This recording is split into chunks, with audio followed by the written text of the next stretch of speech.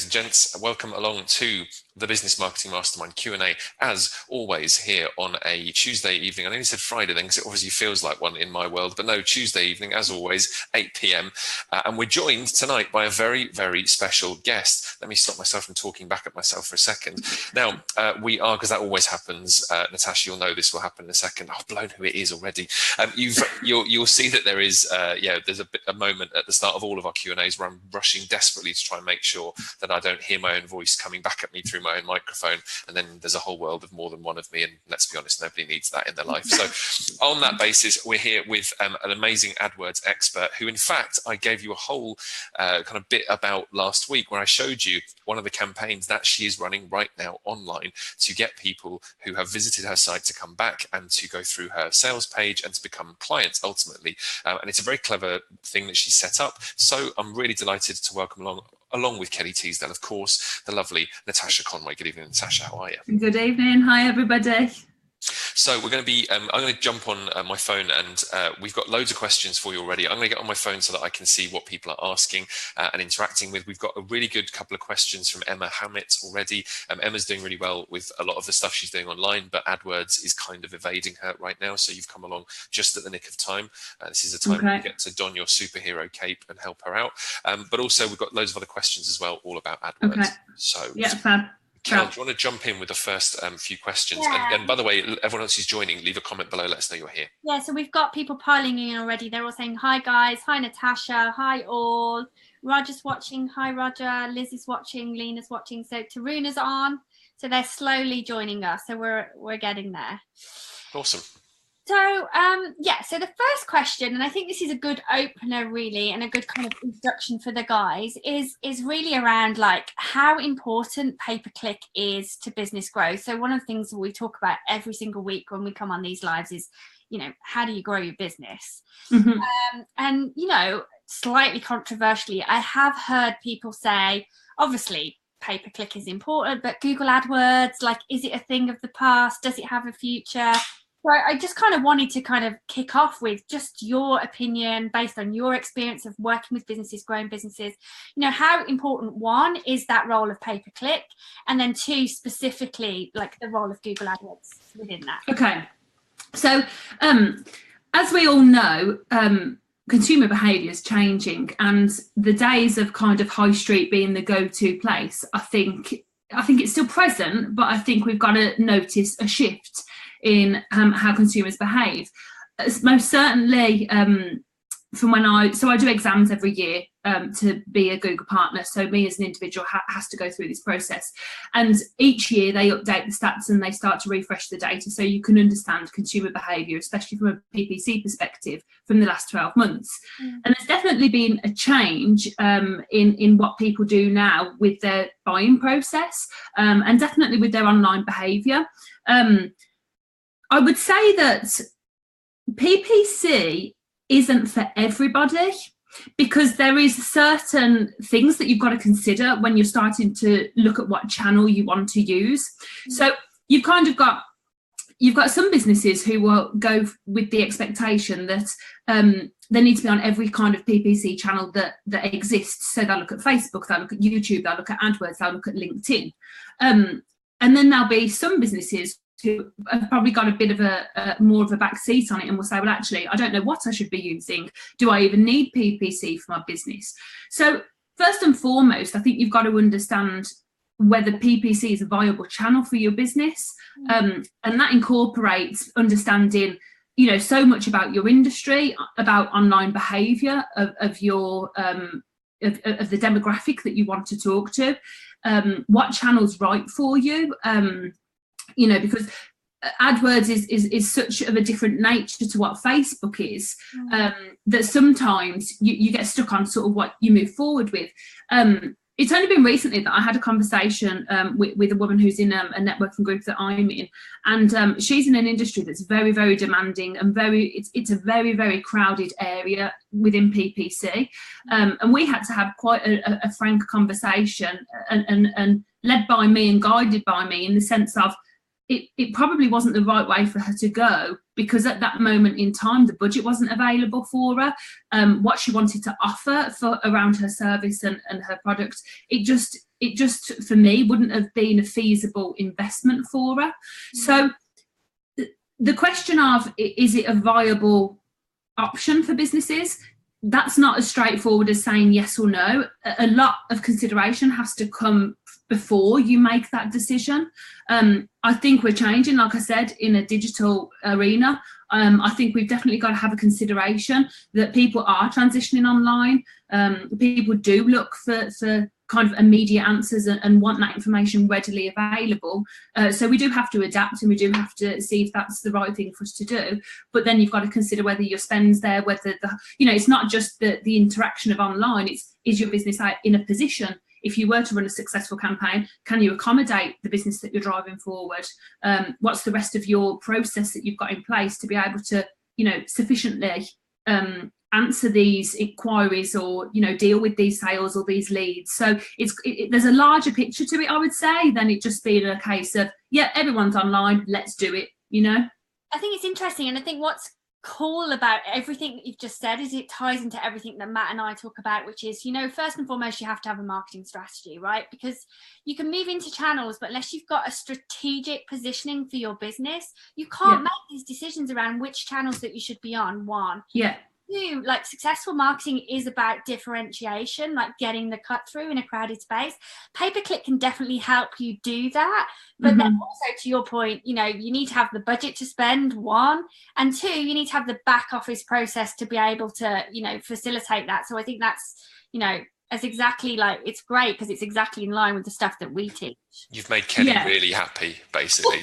What's happened, because you've talked strategy from the get-go, and that makes Kelly really happy. So it's a confusing place to be, because there's so much hype sometimes around, when Facebook, very, very early days, became an advertising platform. It was rush there, everybody kind of, if you're not doing it, you're missing out. Then there was a bit of hype around Snapchat, and it's very easy to see a channel or to see another marketing pillar and say, actually, that's where I need to be. Everyone's talking about it. It's in the news. Somebody's saying this about it. I spoke to somebody at a networking event and they're on it. And, you can sometimes, I wouldn't say peer pressure, because that's probably not the right way to say it, but there are external pressures that can sometimes make you feel like someone's talking about AdWords, that's what I should be doing. And in truth, really, as a manager of accounts, and my responsibility to a business to achieve results for them, if a strategy is not going to work, and if a business is in a position where it's not the right move for them, regardless of what I do, it won't produce the results that they want. So you've got to be, in a sense, quite neutral to understanding whether it's right or wrong for a business. Yeah. So would you generally, are those the key factors? So you'd look at the strategy, you'd look at how much it would cost for them to achieve results in the space. You look at then like the back end process of what they then do with those leads as they come through. Are those the kind of main factors that you would look at? Like, do you have a checklist that you go through to, like, yes, this is right, or no, this isn't right? In a sense, yes. So first of all, I want to understand the current position of a business, so what their business looks like without exploring any PPC options. Then I want to understand where they want to get to. Once I understand those two kind of points, goalposts, let's say, it's working out whether the in-between is achievable, and working out where the best approach is and where the best, because my background, even though it's heavily PPC, and in the jobs I've had before running TrafficSnap, it's been PPC focused, and I've been a PPC manager. I've been fortunate enough to work in businesses that have quite a rounded education around marketing. So not only have I seen a business develop from a PPC perspective, my background has helped me understand how marketing works as a whole. So sometimes I might have a conversation where I identify, actually, PPC is not right for you, but maybe this could be right for you. And I won't ever I'm not a specialist in any other form of marketing than PPC, but it's finding out those two goalposts to be able to see what the realistic choice is. Then we'll go on to discussions around, I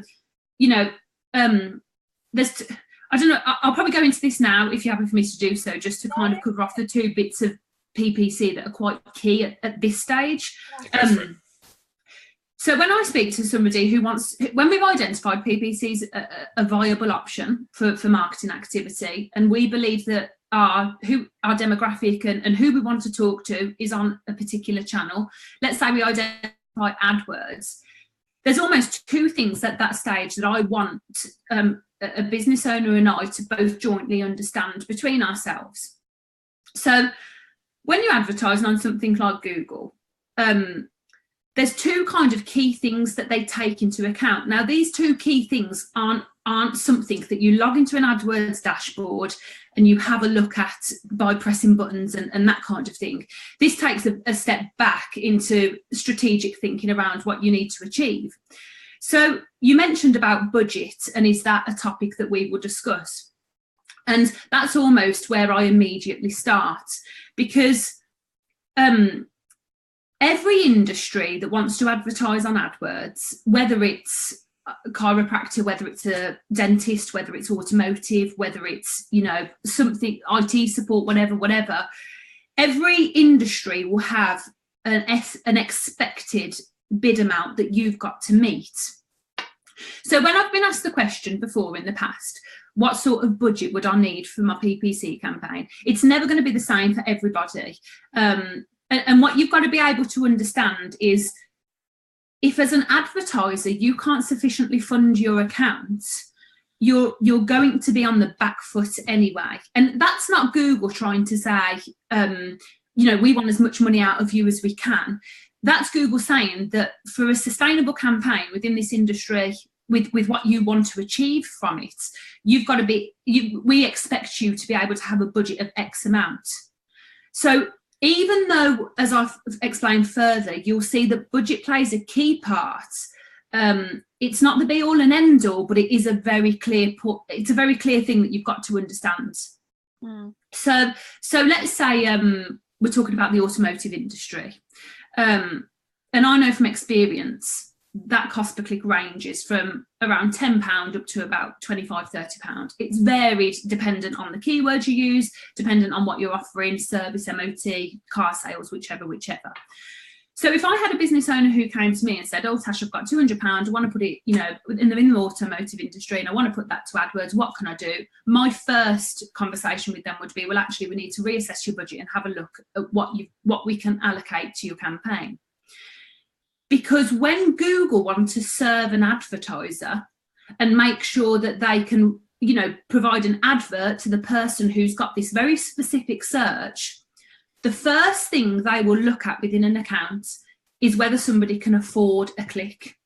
So that's the very, very first port of call almost for you to be able to enter an auction to show an advert. Right. The other part of it is known as best practice. And this is what I'm saying, that these things aren't things that you go in your account, press a button, look at a report. These are things that you've got to understand before you even kind of start. So we will have a key discussion about the budget, but then we've got to also understand, if you can afford clicks, have you got the assets in place to be able to then push that click to drive the objectives that you want to meet? So that will come down to understanding whether the website's prepared, whether the pages that you want to drive the traffic to are in a position, whether if we drive a lead and it costs you X, we drive a click and it costs you X amount, and then that converts at this cost, is that sustainable for your business? What other things have you got in place to be able to make sure that your website is in a good enough place to accept the traffic? Because Google not only look at what you're going to spend, they look at the quality of the search experience that somebody will go through after the click. So before we've even decided on kind of whether they're going to move forward with a PPC campaign, those are kind of quite key conversations that need to be had before you even start to build a campaign. Okay, so I've got a question on this one, just to jump in for a second on this, Natasha, because in fact, I've got a couple of questions. One of them is, how do you determine easily and relatively quickly what kind of budget you specifically for your business? So if it was, Kelly and I coming to you to have a conversation, or if it was one of our people who's, let's take Emma, for example, who's in the first aid business, How would we go and find online the budget that we're going to need to be able to do anything of any real import on AdWords? Okay, so within your AdWords account, if you've got one set up, if you don't have one set up, you can set one up. It doesn't cost anything to open an account. But there's quite a special area in there where you've got something called a keyword planner tool. Now, keyword planner tool can be used for lots of different things, but one of the main uses for me is when I want to identify in the last 12 months activity around certain keywords, geographically, like if there's a geographically targeted campaign, your cost per click will vary in certain places in the country. It will cost per click whether it's a UK-wide campaign. So Google give you the tools to be able to have a look at the last 12 months worth of search activity. And what you can do is you can either put your website in as the kind of the point that they'll have a look at and feedback the data to you, or you can enter a product, a service, a selection of words. And then what that pushes back is direct information about what has been searched in the last 12 months, an average volume of the searches, and the suggested bid amount. Now, going back to what I said a little bit earlier, not only is it worth understanding your budgets that you need and whether your website and all of that's, strategically that's in the right place, you also need to understand if the search volume's there. Because I've had a couple of scenarios where, because unless you look and, as a PPC expert, I'm not going to know every single industry. I know industries that I've got experience in, and I know where to research for industries so I can start off on the right foot. But there are some instances where there has been relatively quite low search volume, and that could increase if competition increases or if there's an increase in searches. But there also have been scenarios where PPC hasn't been the right option, not because of budget, not because the website hasn't been in the right place, but because there just isn't the volume of search that needs to be warrantable for a campaign to be successful. So the keyword planner tool is where I would go as my first port of call. But then if you've got a contact who's a Google partner and who has got Google managers, you also can get competitor insights and market insights, and that just goes a little bit more in depth than what the keyword planner tool does. So the keyword planner tool is still very useful and it's still a worthwhile tool, but if you can get a little bit more information and delve into your competitors, you then start to get a little bit more feedback on conversion rates, click-through rates, bounce rates, and you're able to kind of build a better picture on the scenario that you're kind of stepping into. Okay, that makes lots of sense.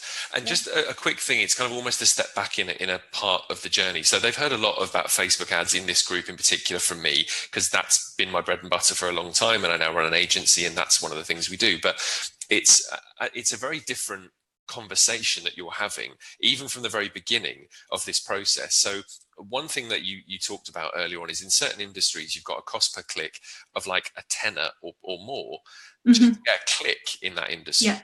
Now, most people would just off the top of their heads, and I can understand why, would look at that and think, hold on a second, a tenner a click in, let's say, the automotive, or even worse, the insurance industry, where it's more like 25, 30 quid a click.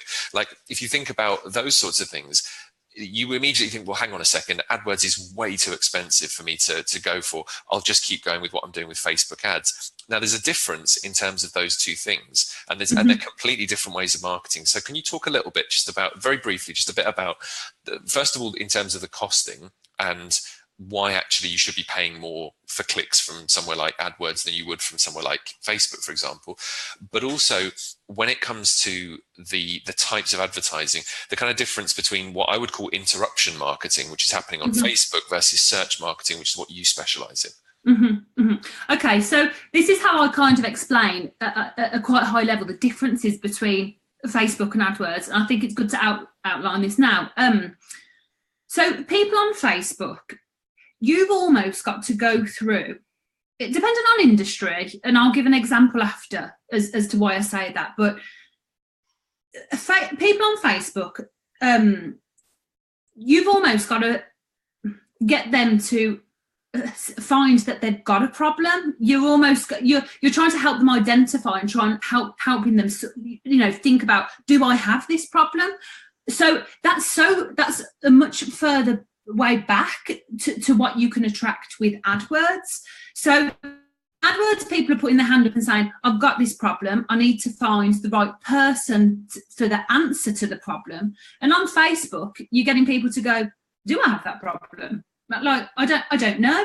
So the interactions with both of them will be so different. And I've sometimes had it in the past where, I've done an AdWords campaign and been working on an AdWords campaign for somebody, and they've said to me, "Oh, can we replicate this on Facebook? Can we offer the same, as what we're doing?" And it's funny because until it's explained and until people understand the differences between the two platforms, they're not at fault really for making the assumption that we might be able to translate one to the other. Can we just sorry to jump in for a second, can we just both together now answer that question? Can we, if it was a Facebook campaign, can we go to AdWords? And if it was AdWords campaign, can we go to Facebook? Ready? After three, ready? 1, 2, 3. No. Definitely not, right? No. I'll give you an example. So what I was saying earlier about helping people identify a problem, that doesn't mean to say that Facebook won't work for you. So the example I often use when I'm chatting with somebody is, if you were talking about, so I live by Solihull, which is a little town centre where you can go and get food, shopping and that kind of thing. If there was a restaurant in Solihull that got to a Thursday night and we're thinking, our table numbers are down for this weekend, we need to do something to get active and get some bookings through, they could easily go to Facebook with a discount voucher or with, a free whatever with your meal, and put that out and broadcast it, and probably quite easily get some bookings from it, or probably list build, so in future they can go to that list and offer something else. So it's a very kind of easy decision process for the person who's on Facebook to decide and commit to that. Whereas when you've got, I'm trying to think of an example of an industry that I've really had, quite in-depth conversations with about Facebook probably being not the right platform. And I would probably say IT support is one of them, because it's a completely different process that somebody goes through. It's a completely different thought process. It's a buying process. It's just not where I would say you're best spending a budget.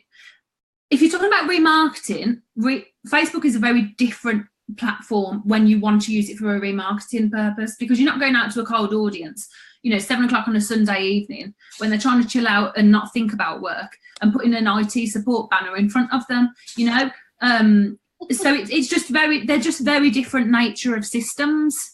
But it does come back, doesn't it, to that point of what is the intention ultimately? And like we talk about, and you in your industry, I'm sure, talk about search intent versus what happens on Facebook, which is not a search intent. You're just there to hang out with your mates, to go and look at videos, to watch cat videos, whatever else it is that happens on Facebook, to have your data used by Cambridge Analytica. Sorry, that's a separate thing. You've got a whole a whole different ecosystem viewpoint, like when your IT support example, where you said, it's about the need of that person. Usually if they're looking for IT support, it's because the computer's on the blink now and they need a solution now, not a nice fancy thing that happens to be on Facebook that's like a cool new gadget or whatever. They don't need that now. The computer's broken, hurry up, fix it. It's that kind of attitude, right? Yeah, it's like a locksmith thinking, I'll put an advert on Facebook for emergency lock repairs. That's such a good example. It is, because somebody's not going to go to Facebook to look for an emergency locksmith. They will go to Google. Brilliant! I love that. It's really good, isn't it? I like that. But it's true. And when you were talking about cost, the cost of what you need to pay to acquire a lead will be relative to the quality of the lead that the platform can provide. So again, and it's relative to a business. When I use the restaurant as an example, it's a very worthwhile investment for them to go to a platform like Facebook and spend whatever they will spend to acquire leads.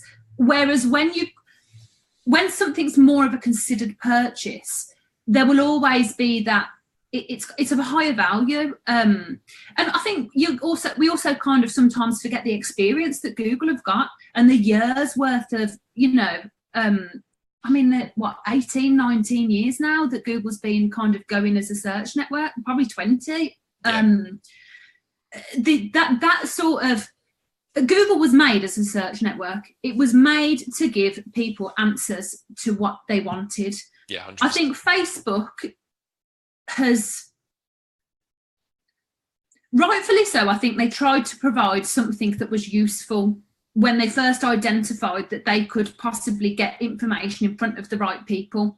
Whether it's developed as a advertising platform, the way that Google has developed, I would say probably not, because they're very, very different. And the intent of Facebook in the first place, I don't believe, was for an advertising network. No. I think that just happened as it progressed and the volume of interaction and people on there increased. Yeah, it became a business. So I think Facebook, yeah, and I think it's got a very, very long way to go to be compared to, a business like Google, who really have got it down to a T. And you understand this if you understand the ins and outs of a campaign and an advertising strategy, and that, if you spend the level of detail and the amount of time that I do looking at certain metrics within the account, you can appreciate that actually, they are trying to deliver the best search experience that they can, and you can demonstrate and prove that actually, rather than paying, let's say in the automotive industry, you're £25 a click,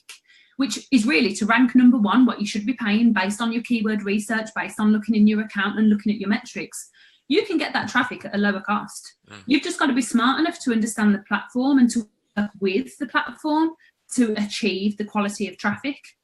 Yeah, it's absolutely true. Is it not also true? So I'm hijacking this a little bit, Kelly. I promise we'll get back to other questions. I'm just a bit fascinated by. That's what it's for. To be honest, I'm going through. We're kind of ticking them off anyway, just by discussion. Oh, okay, cool. So what was I going to say? Yeah, so but isn't it also true, though, Natasha, to an extent, that some of the features or the ideas about data that were developed with Facebook have also been taken and used and applied by Google? So I'm talking about things like what I would call custom audiences, and those sorts of things have been, Google's looked at that and gone, well, actually maybe, and tell me if I'm wrong about this, because I'm obviously coming from a Facebook bias kind of point of view. I don't know the Google AdWords platform anywhere near as well as I know Facebook.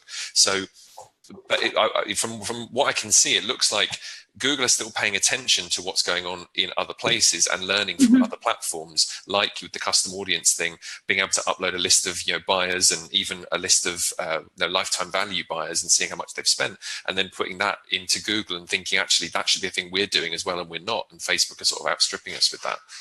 Yeah, I definitely think that each individual platform, and even if we're talking about LinkedIn, YouTube, Instagram's managed through the Ad Manager Facebook platform anyway. Yeah. But I definitely think there will always be maybe benchmarking. Maybe if something is released sooner in maybe one channel, another channel will look at it.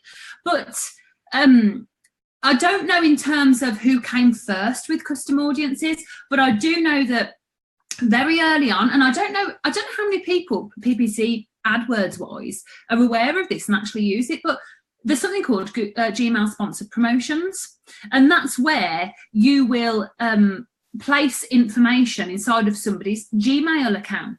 So the use of email addresses within a PPC nature has been around for a very, very long time. True, yeah. Before custom audiences came along. Before Facebook came along, probably. Yeah. It's just whether you're aware of it and whether it's beneficial for you to use that as a channel within PPC, because you could make the assumption that if you use search PPC, you could also use display, you could use remarketing, you could use Gmail sponsored promotions.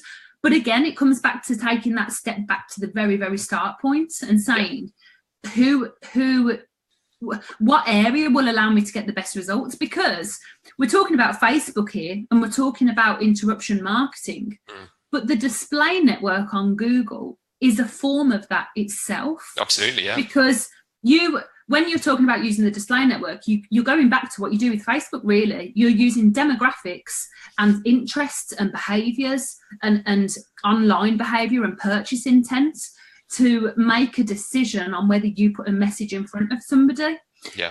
So it's, again, they all have some characteristics that are similar to each other, and they also have very different characteristics. So again, it's It's what's right for you and what's right at the time. Just to say somebody's using PPC search doesn't mean that they will get the same results from display. And this is where I have a lot of conversations to do with remarketing and display, because. So hold on, let's just for a second now, because we can get too nerdy here and go into stuff that people are not necessarily, and I love you for it, but I want to make sure everyone's kind of following the conversation. Otherwise it's just you and me geeking out over these sides of what we do, and we don't bring anyone with us. And that's always the thing that I want to do on these calls. No, please sense check me and stop me if that goes on. Yeah, well, easy nerdy. Let's go, we'll pull back a little bit. What I want to do is just make sure that everyone understands what we're talking about when we say the search network and the display network, in just literally a line each. Tell us what those two are. Right. The search network is where somebody will go to Google and open google.co.uk and put in, I need an emergency locksmith. Yep, ads will show. That's the search network. The ads at the top where they've got the green ad square, they're paid listings, which is what PPC is. Anything below that is organic. So that you don't pay for those listings, but over time, that's where you will list because of your website information and all of that sort of stuff. So that's search, where text ads appear in the search network. Okay, so just showing my screen for a second. You can see I've just typed in, I need a locksmith at the top, and you've got up the top there, the ad for 24-hour cheap London locksmith, because that's where I'm based. And another one, locked out of house, locksmith cost, that's good. Need a locksmith in London, we can be there in 25 minutes. Yeah, and then if you scroll down, and just keep going down below the map. So these ones here, without the green ad bit at the side of them, they're organic listings. So that's SEO. That's where when somebody says, oh, you know, what's SEO and what's PPC? PPC is almost like a shortcut to appearing higher on Google. SEO is your longer term plan of ranking without needing to pay for a click. Yeah. Okay, cool. So on the display network side of things. So on the Google Display Network, this might be a little bit more difficult. If you go to the dailymail.co.uk. I'd rather not, just because of all of the reasons and the things they've ever done. I'd rather go to somewhere like this, which is just an example where I know for a fact it runs ads, and in fact it's run. Look who happens to be there. He knew what he was doing there. Yeah, I'm not here to mess about. I'm not here to play, ladies. Come on. The thing is, if you ever look here, I know for a fact it happens to run ads, and it happens to run your ads as it happens. In fact, I had double trouble last time when I went on this site and had you on both sides. It was on either side. You were either side. You were absolutely smashing it. Look at that smiley face. I know. I know. Butter wouldn't melt. Little do they know how devious you really are. So you can see there, that's one of the ads from TrafficSnap, which is Natasha's business, as obviously you can see, which then leads back to your site. And that is you doing the display network using... So, no, but I will explain this. Go on, do. So either side of this screen here, this is Banner Space. So Banner Space is available on hundreds of thousands of websites that somebody's gone to Google, like I could on my website. I can go to Google and say, Google, you can put banners on my website at the spaces around it, and I'll make money off it. Money you make, I don't know, but you make something. These two spaces either side of this middle section where the strong password definition and password generator, if you're using remarketing or you're using display, this is what you're bidding to appear in. So I'll explain remarketing first. You've been on my website at some point. Now, while you're looking around on other websites online, I've set up a campaign so that if you've been on my website within a certain amount of days, you will stay on a list. Now, I don't know who you are. I don't know your email address. I don't know your IP address. I know nothing about you. I just have a number in my list that says you've got 20 people, 100, 2,000, 5,000. And then I'm choosing to, wherever I've got an opportunity, and again, this is budget dependent, this is geographical dependent, there's many factors that affect this. I can, if the environment is right, based on what I've chose as the environment, I can put a banner in front of you. So that's what this remarketing is. Okay. If you hadn't have been on my website, I could still put a banner in front of you. It might be a different nature of banner, because you don't know me, you wouldn't know my face, so I probably wouldn't, because my website's got a picture of me, a video, that's quite relative because you've been on my website. But if you hadn't have been on my website, I could still put a banner here on the right hand side, but it would be because I'm targeting certain demographics, certain behaviors, certain purchase behaviors, certain online behavior that you could fall into as an individual, and you could still see my banner. Yeah. So there are people who are using remarketing and people who are using this is ultimately what you're seeing here. This is the display network. Yes. Remarketing and display targeting are options within the display network. Got it. Okay, that's perfect. Let's not dwell on that too much longer. That's a really good definition. Thank you. I just wanted to make sure we got it. And then shopping, it might be worth me mentioning this because shopping is also another one. If you go back to Google and you, search Bouncy Castle or Red Bouncy Castle or something. I love that that's where you went. I'm only saying that because I've been working with an inflatables company. Right, okay. Bouncy Castle. So if you put, so across the top here, these are all paid listings as well. Okay. So this is where you use the shopping network to put ads in front of people. This is more e-commerce and direct purchase led strategy rather than people who want to download a book, an ebook or a guide, or get a quote or that kind of thing.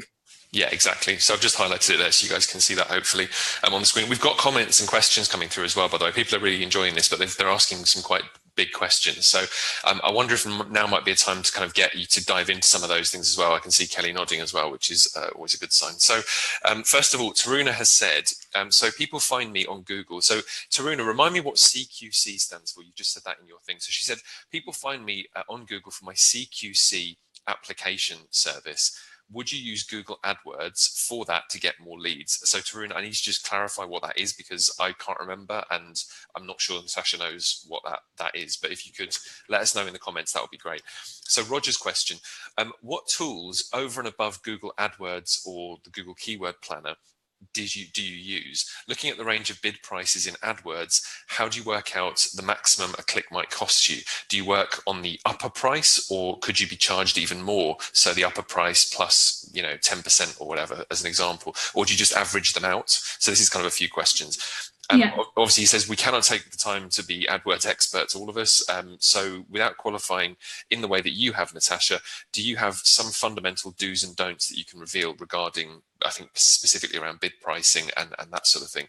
And then he's got another question, which I'll come to in a second. So just I'll focus on the bidding stuff first. Yeah, let's do that first. So as I said, what tools do you use first of all? He said that was the first thing. So I don't use anything outside of AdWords. Because now, rightly or wrongly, people might have different views on that, but I stick to using what's in AdWords because for me, it's the first port of call of where all of the information is contained. Now, you can get things like spy tools and other kind of keyword indicator tools, but ultimately, they're only drawing information from the same places. I think they help if you've got to shortcut your investigation kind of time. But for me, I do have I allocate the time to be able to research into what I need to. And also I source my managers. So I've got 2 managers I get assigned being a Google partner. One's strategic, one's technical. So my strategic guy spends a lot of time with me to help me understand that. So that's my port of call to understand where I need to understand bidding amount. Okay, so let me just jump in just for a second there then in that case, because Roger's kind of saying that he's obviously not a Google AdWords expert. He doesn't have those managers around him, like the rest of us don't either. Yeah. And as a result, what are the kind of shortcut ways to get, or at least maybe not shortcuts, maybe that's the wrong word, but what are the quickest ways to understand the exact bid that you're likely to have to put in place in order to get into the running in the top few results within Google? Okay, so it's not as straightforward as that, and but I will make it as straightforward as I can. The Keyword Planner tool is the place that I would suggest to go to have a look at the last 12 months activity and what your suggested bid should be. So let's say you research what's Roger's business. Well, let's do it here. Okay, so I've got I've got an AdWords account. It's an account I don't use. I don't think I've ever used it. It's kind of one that we've put in place. We've done a couple of things in it with campaigns in the past, but we've never actually. I don't think we've ever run anything through here. Okay, so what I'm going to do, I'm going to tell you to go somewhere else because this is the new interface, which might not have been rolled out within everybody's account as yet. Oh, okay. So if you on the top right hand corner, if you click on the spanner. If it's easier, we can share your screen if you want to. If you can do this and show us that way. I don't know how easy that is for you because we talked about this, but we can just do it through here.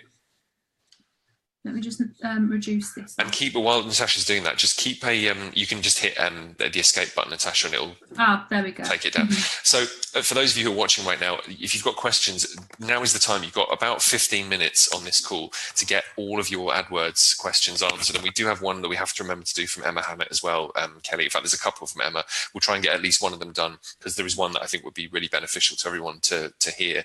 So if you've got questions right now, go ahead and leave a comment below. We're here with Natasha Conway if you just joined us. And she has been already dropping some knowledge bombs when it comes to Google AdWords, and she's going to be dropping quite a few more now by potentially either showing me on my screen or by going onto her screen and showing you some of the stuff that she would do to just kind of shortcut the process for researching things and getting your bid price absolutely right, which on here is a far more important thing to do than it would be, for example, on somewhere like Facebook, where it kind of does work that way, but usually that's not how you set campaigns up. You usually set them up in order to pay for impressions, and you pay per 1,000 impressions, what's called a CPM, which you can do on Google, but it's generally advised that you do it the way that Natasha's about to show you. So so I've got my screen here. So if you go to the Zoom, get the Zoom window back up again, you'll see it says share screen. If I stop sharing mine, you'll see it says share screen in the green icon at the bottom. Hit that and it will ask you what you want to share, and then there we go. Ta-da. So can you see this one? Yeah. Okay, so this is the old AdWords interface. They are moving over to the new one, which you've just shown, but anybody who's been using AdWords for quite a while will probably see this or find this interface most user-friendly. So when I'm talking about the Keyword Planner tool, you'll find it under the Tools section here. And if you go to Keyword Planner, that will open this section of your account.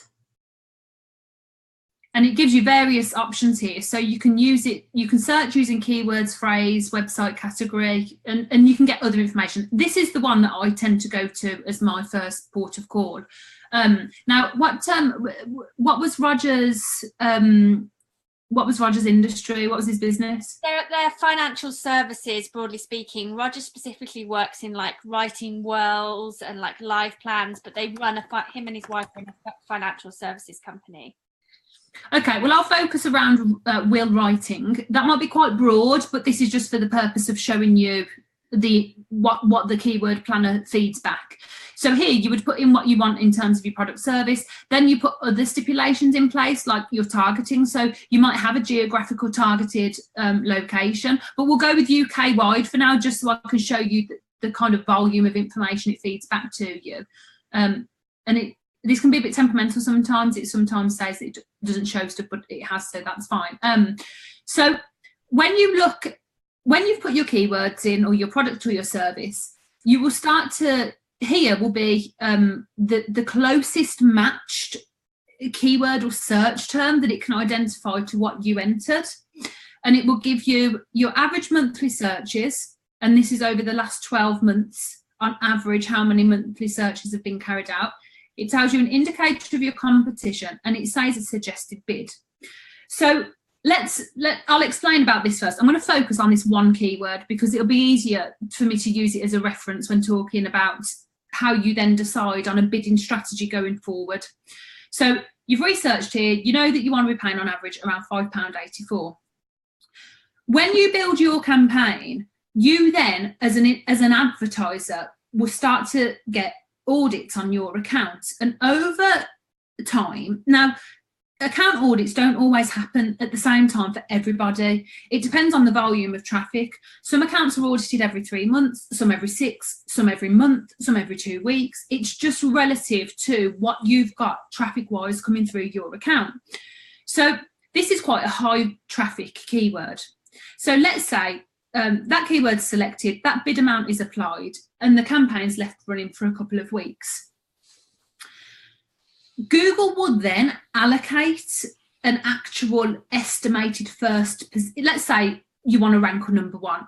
I would recommend ranking number one because sometimes you can pay less to be number one than what you do to be second and third. And but when you were saying that, sorry, Natasha, just to jump in again, just to be clear, when you were showing people on the screen earlier on my screen, you're talking about ranking number one at the very, very top, directly underneath the search bar. That first ad that appears, you're going to appear there for this bid. Yes, yeah. And there's a couple of reasons as you would want to consider ranking number one. One is because you get 30% more traffic in the number one position. Two is because you don't necessarily pay more to rank number one than 2 and 3. So sometimes you might be sacrificing traffic. And again, it all comes back to, have we discussed that this is the right opportunity for us? Can we afford this traffic volume to achieve a high quality lead? So you get a higher percentage of traffic you might pay less than ranking number. And also when you implement your best practices within your account, which is to do with keyword bidding, it's to do with ad extensions, it's to do with expanded text ads, all of these kind of things. Number one is where you will get the largest amount of text available to you. So if you want to provide a very information-rich advert which helps qualify somebody, attract the right people, repel the wrong people, again, number one allows you to have the largest amount of copy to be able to achieve that. So let's say that £5.84 was applied as a max cost per click against this keyword within the account. Over time, after that account starts to receive traffic, Google will start to assess that advertiser as an individual. Then what it will do is you will be able to start to have a look at something called estimated first position bidding. So estimated first position bidding is what Google want you as an advertiser to pay to rank number one. That amount could be higher or lower than this amount here, than your £5.84. So again, when it comes down to understanding whether you can fund this, that should have already happened. You would not have launched a campaign if you hadn't have had the right budget to move forward with. Then your task... Just on that for a second, sorry, Natasha, jumping in again. No, it's fine. But just on that, so you said you wouldn't launch a campaign if you didn't know. So how do we work out from this tool what budget we're going to need to get the results we're looking for? Let's say Roger wants to generate, just as an example, because we're on his sort of industry, let's say Roger's looking to generate an extra, I don't know, 5 leads a week from a campaign, and he's got the budget to do this, but we don't know that he's got the budget yet because we don't know. Okay, so how does that work? How do we determine what he's okay? So you've got to do a little exercise here, and it's still carried out within this window. So what we're going to do now is we're going to go through a few of these words, and we're going to select them and add them to a plan here to be able to understand what you're looking at achieving in terms of traffic volume and what you could potentially look at paying. Now, remember, this is very broadly speaking because we're targeting the whole of the UK, just so I can make sure we've got the right traffic volumes here. So we've added will writing, we'll add. Now here, this is where you'd go through and make sure making a will, that could, again, this is you've got to be quite careful here because there could be a crossover here between somebody who wants to do it themselves online versus somebody who wants to outsource it and have a consultant, prepare it for them. So this is like information searches versus buying intent searches, right? Yeah, and that's what you would kind of want to include as if you want to accept repel the DIYers, if you know what I mean. This is where you would spend quite a bit of time just looking through this information. So you've got things like your will writing company, how much does it cost for a will? Will preparation maybe, and excuse me if I've not got the exact terminology right of things here, but I'm just kind of going down the path of maybe not moving away from the can you write your own online will. So let's say you've got a collection of keywords now, you've gone through this, spent a bit of time understanding it, and you've got a couple of words here. When you've added them across here, you can select to review your plan. Now it's not as complicated as it looks. Based on that bid amount that you've just saw, what you could do here is say, okay, I know on average that I was looking at around £6 a cost per click. So you could say, I'm going to pay up to £6 for my bid amount here. Once you've put that information in there, it generates information here around what spend could be. Now we're looking at quite an expensive industry here because it's just the nature of it.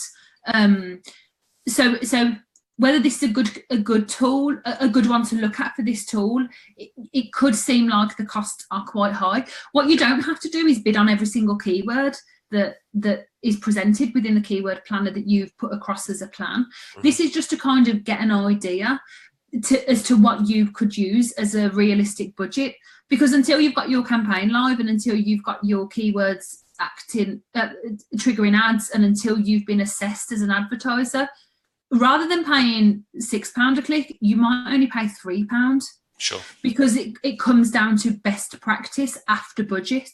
Okay, so just on that thing for a second, obviously the daily budget there for the amount of impressions you could get up to 95,000 impressions, and that could cost you up to 14.5 grand or just over. So this is over a month. This is a monthly window. So it gives you the option there to enter a daily budget though. So at this point now, like again, if this was Roger now and you were doing this sort of thing to say, what budget is he going to need? What budget is he going to need to do anything to get anywhere near 5 leads a week? So if we were looking at, let me go into the keywords. And again, it might be that Roger only uses a 1 keyword ad group that's exact match, because that might be something we talk about shortly, but keyword match type also has an influence on how much you pay. This is all broad match, which I think it shouldn't be, because you rarely use broad match anymore. But because it's broad match, it can be quite costly, because these words,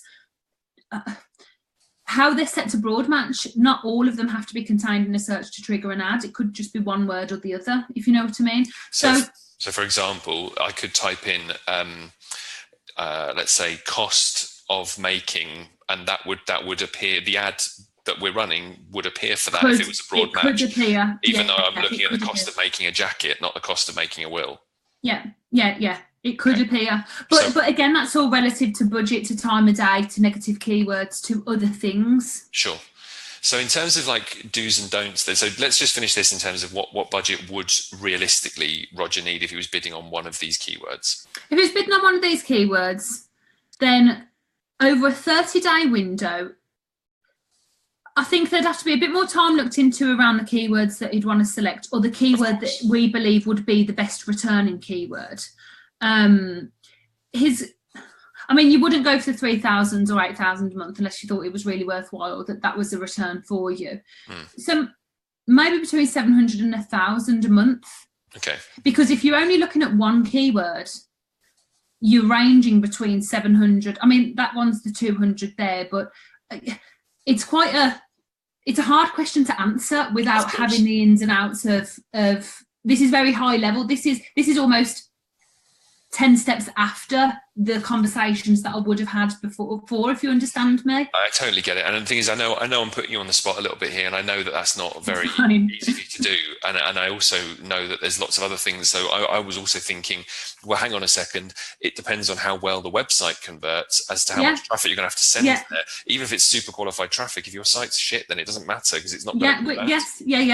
Which is something that would be assessed before you kind of even got to this. Well, this and that would be kind of jointly assessed. Okay, so that gives us an idea then in terms of the bidding. Just one thing that Roger mentioned is that he's looking not just for the bid specifics, but when you're doing the do's and don'ts of setting up a campaign, you don't need to show us on the screen this stuff, but like, do you have a quick overview? And we're getting near the end of this session, but do you have a quick sort of do's and don'ts of what you should do when you're setting up a campaign that you've learned kind of the hard way, if you like, but that people could maybe apply? Just a few, like maybe 2 or 3 do's and don'ts. Yeah, okay. So always start with a negative keyword list. So when you've got a campaign live, there's something called the search term report, which allows you to understand what searches have been carried out that have triggered your ads and resulted in a click. And within that report, you can have a look at traffic that's incorrectly seen your ad and clicked it. Yeah. And rightly seen your ad and clicked it. Okay, so my cost of making a jacket is a negative keyword. Yes, yeah. For this campaign. Yeah, or the word jacket, because if you put cost of, dependent on the match type around the negative keyword, you could negate cost of making a will also. Right. But what I'm talking about here is prevention. So a lot of campaigns are set up with the mindset of, I'll start to negate things as they start to come through. But ultimately, you don't want to be wasting money on a lot of on learning a lot at that point, if you know what I mean. Mm-hmm. You really want to apply a negative keyword list before your campaign goes live. So there's certain negative keywords that will be universal, so they'll apply across your whole account regardless of the product or service, and there will be some that will be product and service related. Okay. So I've got a universal negative keyword list that I work from as long as I know that none of those apply in an account. And it could be your cheap, free, DIY, jobs, career, apprentice, apprenticeship, all of those kind of things. So I would suggest apply a negative keyword list before things go live, because worst case scenario what will happen with that, if you do have a conflicting negative keyword against a word you want to bid on, Google will alert you in your account and you'll remove it. Right. And you'd much rather that than spend £7 on a word that you weren't meant to receive for. Yeah, absolutely. So I would say make sure you've got a negative keyword list. Put your ads on an ad schedule. So don't have them running 24/7, because there's going to be times during the day where you would much rather spend a budget to receive a high quality click than because I've had conversations where people have said, well, but what if somebody searches at 1 o'clock in the morning and it's, a search that could result in a quality click and then a lead? Well, if you've got a limit of what you want to spend per day and you've already spent 60% of that budget within the first 5 hours of the day, your ads will be decreased so much in how much you present them for the remaining, 19 hours of the day. So it's weighing up, actually. I'm willing to let people go who search during this time of the day, because I'd much rather focus my budget during this time of the day. I would put your ads on an ad schedule. Okay, so we've got, just to recap then, so that's negative keyword list and put your ads on a schedule. Ads on an ad schedule. Now these are all very top level. Have at least 5 expanded text ads. So expanded text ads are just the new word of ads, the wording of ads. You can't have any other form, so I don't know why I keep referring to it as that. Have 5 ads under each ad group, because that's part of best practice. And Google have recently released they released like articles and information about they're called auto ad placements. So now if you run an AdWords account and you don't have up to 5 text ads within your ad group, Google will start to add ads for you. And in the new terms and conditions that they've recently released, it's been in there as well. But unless you read it, you wouldn't know. So I've been working in new accounts that of customers who've recently come on board, where there's been automatically added ads. But these ads aren't always relative to what the strategy of the campaign is. So you've got to be quite careful with that. And it's not Google trying to say, well, we want to spend your money on stuff that's not relevant. They're trying to help you have the right number of ads within your account to achieve like best practice. And ultimately, if you're responsible for an account, you're also responsible for the best practices that should happen within an account. So I would make sure that you've got enough ads, at least 5.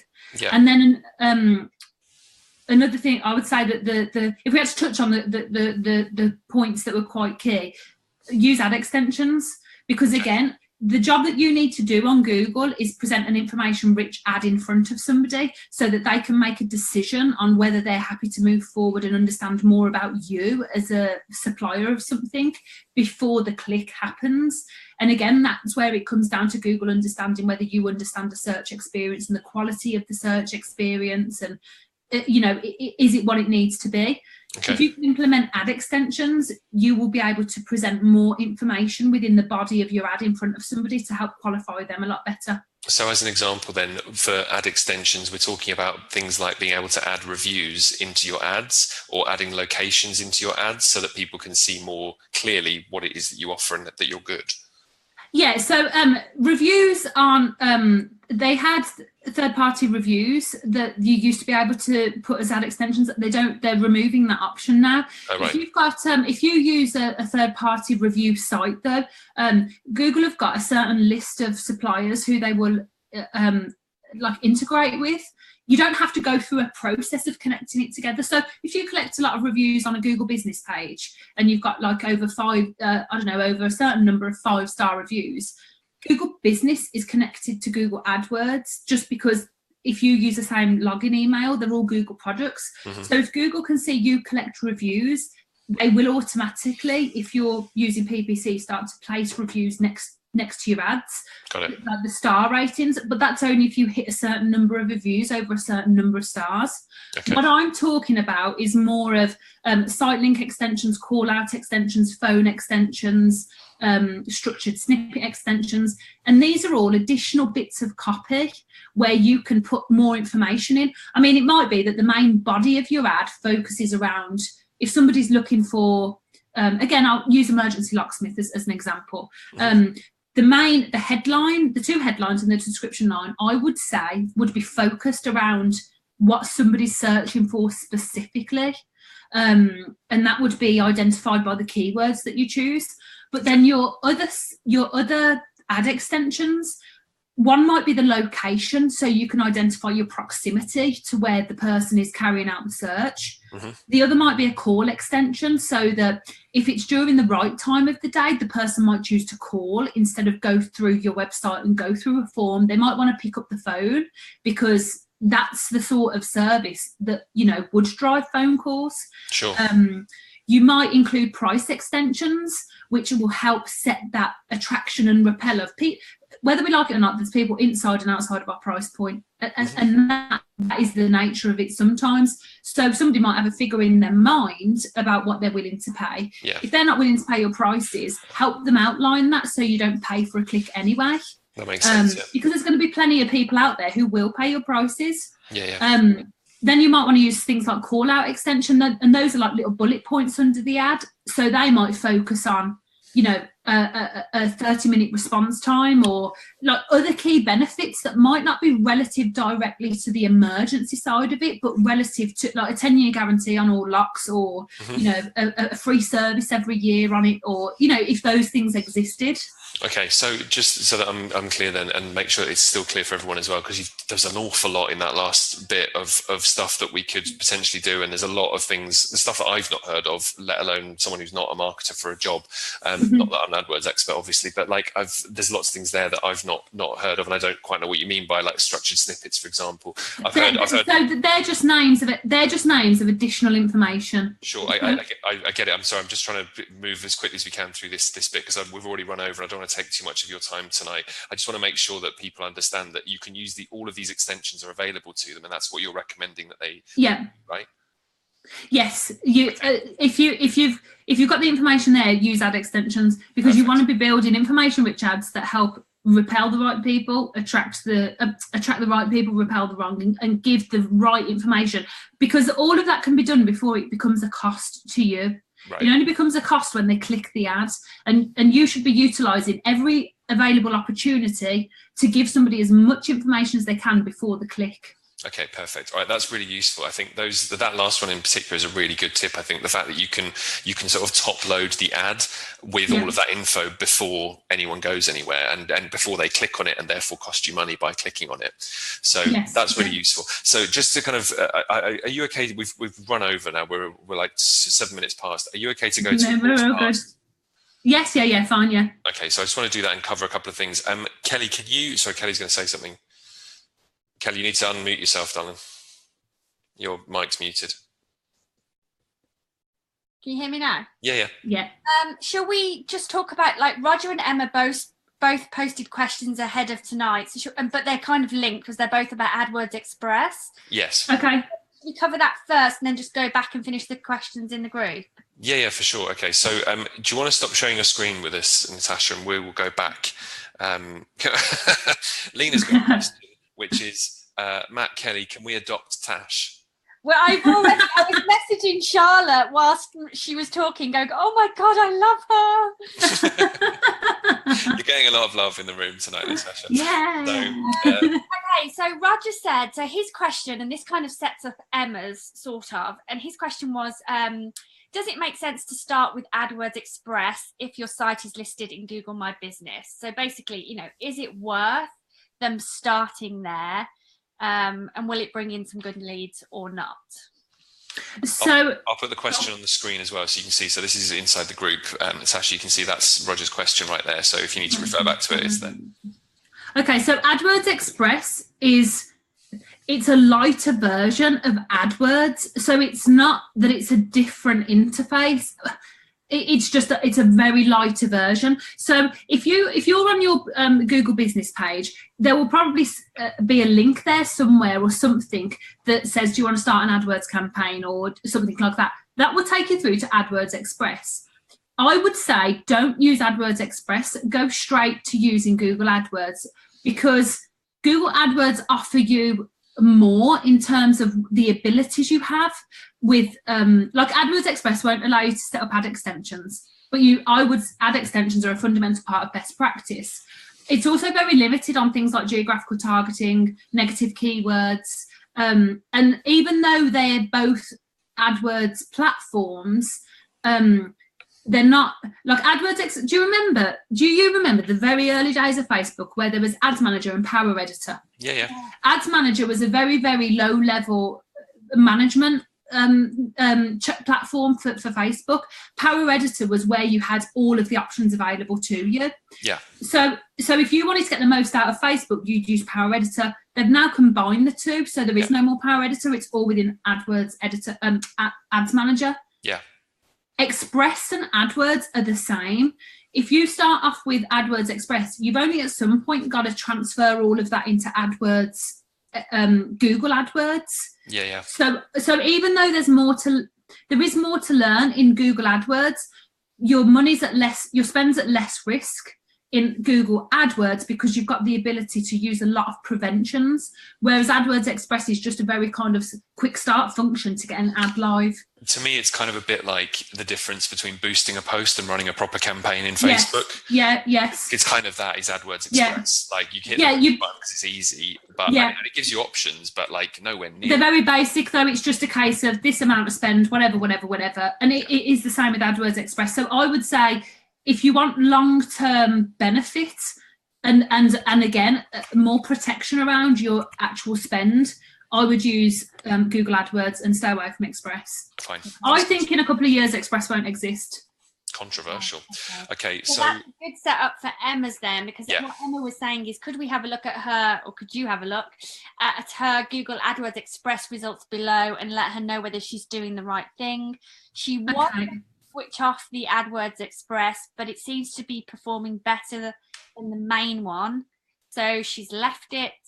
And then she's also posted a picture of her main Google AdWords account saying, they've sent me information telling me to lower my bids, but I'm confused as to what I should do, and their link didn't work. So Matt, can you... I'm on the screen already with the Express one. So because we were talking about Express, we'll kind of go with that, and then we can move on to the other question that Emma's posted separately. Okay, so I was confused then and thought you could go back to the dashboard where you've got the little symbol there, but you can't. So this is AdWords Express, and where's the other picture? So there's this one, and then the other one is further up the page right here. Hold on 1 second. Is this one? So there's a couple of photos with this one. So there's this one, and then there's this one. So that's the email she got saying that you could get potentially 25 more customers a week for £6 less a week. And that's what's going on in her main AdWords account, which is on the new interface. So she's got pediatric first aid course. Okay. I probably won't, only because for me to answer off the top of my head with this, I would say there's not enough there for me to be able to look at it, because I'd probably want to compare data from certain date ranges and have a look a little bit more into things like keywords used, search terms. I can see that the keywords, let me just go to my screen. So I can see that there's a couple of things to do with your keywords where they're set to broad match, which might have an impact on performance. You've got quite a lot of impressions versus how many clicks you've got, which is to do with click-through rate, which again can affect performance. But those are all just having a look at this snapshot without looking more into it, which I'd be happy to do. I wouldn't want to give any information here where I'm not fully equipped to be able to understand what's been happening within the account. It's totally fine, and it's like it was kind of, I think, a bit of a long shot anyway. But I think even what you've just, because it's the same with me. If you showed me one screenshot of a Facebook ads thing, and Emma, if you're watching this on the replay, which I know you will do, it's the same as if you've done that versus the time that you and I have spent together, which is probably 3 or 4 hours worth of time going through creating campaigns, looking at results, looking at the targeting, all of that. The difference is the same kind of night and day that you're seeing here with Natasha, is that she's never going to be able to get the kind of insights that she would get if she were to look through it, extensively just by this screenshot. So even the stuff you've said though is interesting in the fact that you've got search terms that are broad match. So she should try maybe exact match or look at different. Match. Yeah, look at different match types, because they will trigger traffic. They will trigger ads in a different way. Like, all match types are rules around your keywords. So it's just saying that these are boundaries that I want to put in place to trigger my ad. So like you said earlier, if everything's set to broad match, you could trigger for any word that's contained. So I can see that she's got pediatric first aid course. So she could show for pediatric training, pediatric jobs. But she could also show, she could also show for first aid, St John's Ambulance, or you know what I mean. Whereas if she were to put, I'll give you an example. If she were to put square brackets around that keyword in her account, that means that she will only ever trigger an ad if somebody searches pediatric first aid in that order with nothing else included in the search. Yeah, which is. Sorry, go on. But there's different symbols for different rules, so that's a very tight and controlled way, and sometimes that reduces traffic too much. But then sometimes you can put speech marks around, which means you still want the search to contain those words in that order, but it could be I am looking for, or a pediatric first aid course is near me. Yeah. But it still contains the key words and that key phrase. Yeah. Yeah. So just to recap and make sure people don't make this mistake, because I've seen people do this before, and I'm laughing because it's funny, but it's also something that will not work on your AdWords account, is putting quote marks instead of speech marks. Yes. Around the things. Yeah. Make sure you're using speech marks, which is the 2, which is why I'm doing the bunny ears. Yes. Not just the simple quote. No, mark the 2. Make sure you. But when you put the words in your account, you can enter them as broad match and go through and change the match type. You don't have to enter the symbols yourself. You can if you know what you're doing, but you don't have to. You can choose it as a setting change once the keywords are in the account. Cool. Okay, that's good. I think that, and already that to me, from knowing what I know about pay per click and cost per click and Facebook ads and all those other sorts of things, just from what you've said, if Emma were to be more specific in her match types, to me, it makes sense that her impressions would go down as a result, but that her clicks would either stay the same or rise, and she'd actually, as a result, spend probably less money, because she'd be, or she could spend the same amount of budget, but she'd get more clicks for it because she'd be being more specific with where her ads are appearing. Yeah, and she's also been more specific in who she's allowing to click her ads. Right. And again, what I have got, which I wanted to offer to share, is I've got a document that covers a few points on best practice, because we haven't managed to cover everything off, but it does cover some points on what are the kind of key best practices to have a look at. And then I've got a negative keyword list that I'd be happy to share. So I'm happy for you guys to share my email address, and for anyone who wants to get a hold of it, to drop me an email and I can fire it across to them, or well, maybe we fire it across to one of us, to me or Kelly, and we can put it in the group. Yeah. And then we'll also link to your site, of course, and everything. And I wanted to kind of get there because we're now at 1:15, and I wanted to sort of wrap up because we've got a couple of bits that we want to. And already people going in. Yes, please. Yes, I want that. Yeah, give me the thing. Give me the thing that the intelligent lady said. So they're all saying yes, please, to the document. We've got a few people have joined as well. Carol Teasdale's watching. Carol's always here. Can we just? I just want to, if we can, quickly just answer Liz's question, because then everyone's had a go that's been live and posted a question. Yes. Okay. Good. Yeah, go for it. So Liz says she popped her industry in the keyword planner. Her costs are 36p to £2. Low competition. Average monthly searches are only 100 to 1,000. So people are actually testing this live. Would that be worth having? In your opinion, would that be worth having a punt? Yes, based alone on understanding cost per click. Well, based alone on search volume. That's a decent search volume. And if you're using a combination of keywords, like if you've got one keyword that you look for and it's only got 50 searches a month, that's not only your source of traffic. You can use a combination of different keywords. If she's got enough budget to understand what could be a realistic amount, and her website's in a good place to drive the traffic to, yes. But that's answering if the scenario was as it needs to be. Okay, cool. Right, awesome. I think that's it, isn't it? Should we wrap up, Kel? Yeah, I mean, I just want to say, like, honestly, I've come across so many pay-per-click and so many AdWords experts over the last few years, and they have all been shocking. And you have totally restored my faith. Oh, thank you. I've gone with a standing ovation in my case. I've actually stood up now. So that was so amazing. Like, it was brilliant. So what we definitely want to do, I mean, definitely share those documents. We'll share them in the group. Yeah, I'll send them across to you. We will certainly send any traffic that heads our way your way, that people that are interested in this. But for the guys, our members that are in the group right now, if they want help with their business, with AdWords, pay-per-click, where should they go? How can they reach you? How do they contact you?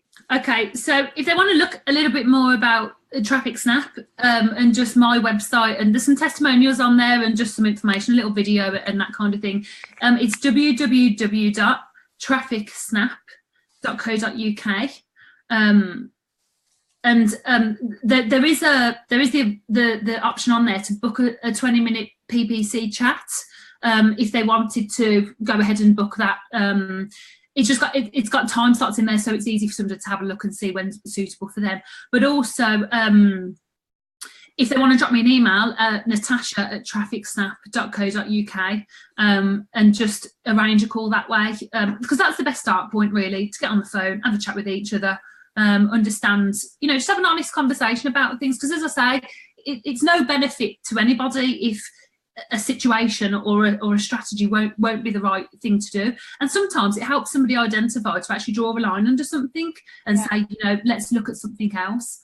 I just want to be able to give people the right advice, rather than, I'm not about trying to get as many clients as I can who wouldn't be the right fit, because ultimately it's my reputation as well. If I don't do a great job, then that's my name on the line, kind of thing. So, there's a phone number on there, so if anybody wants to give me a ring as well, then by all means. Right, so there you go, guys. You know how to find her. We will also post the links and the contact details in the group so that you can easily access them. And yeah, thank you so much. That was amazing. I almost had too much to cover. Thank you for your time. Yeah, I mean, loads of people saying. I feel like we've had a really good audience. Yeah, we've had lots of really proactive questions. They're super engaged and they're doing great things. So it's a really great group. So yeah, it's a good audience for you to talk to. Roger's saying that the download would be awesome and your content was brill. Fabulous from Liz. Thank you very much. Lena said, guys, you were amazing. Peter saying, hear to the ovation. So that's good. Just huge amounts of love coming in. So yeah, just a massive thank you. We haven't got to answer Taruna's question, which we did kind of cover earlier on, because I didn't know what CQC stood for, but she has replied. Joanna said that you are fab. So maybe if we can shoot across the question, just Taruna's question, maybe we can get that answer. Yes. Several times, yeah. Quick thing. Or Taruna, you could even take advantage of that ability to go and have a chat with Natasha, which, I mean, that's gold. If you get the same level, which I'm sure you will, of insight and expertise that you've had on this call, then that would be an amazing thing to have just applied to your own business. I might give you a call myself at this stage. So, by all means. Thank you so much for being here. It's been amazing. You're welcome, guys. Thank you. I'll send you over the documents so you can share them in the group. Hopefully they'll be of use. And I hope everyone's felt like they've, learned something from Insight into AdWords. Looking at the comments, everybody's loving it. So I think you can rest assured that you've done an amazing job. Good, fabulous. I'm For really sure. pleased. Thanks, Natasha. That was incredible. Thank you, guys. Thank See you you. later. All the See you best. later. Bye bye. Bye bye.